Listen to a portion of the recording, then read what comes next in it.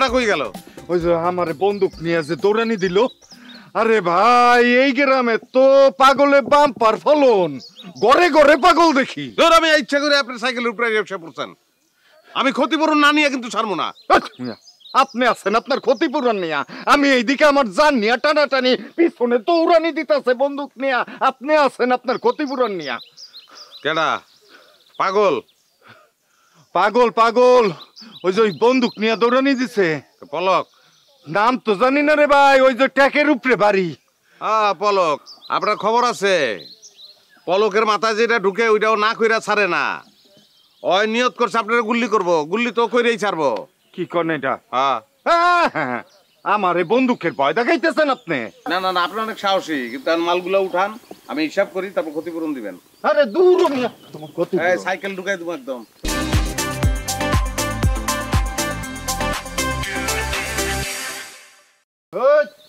একদম কি একদম?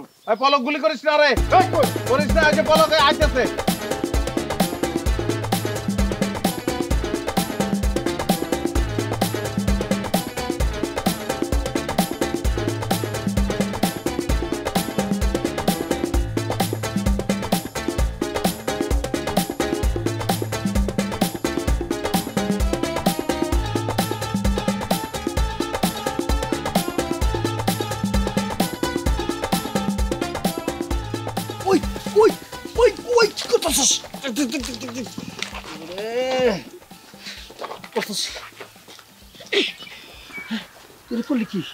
আরে আমি প্রায় নেমে গেছিলাম। ফাজিলের বাচ্চা ফাজিল। আপনি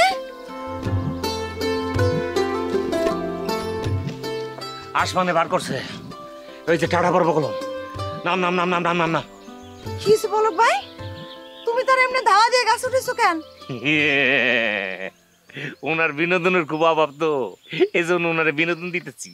আয় আয় আয় আয়।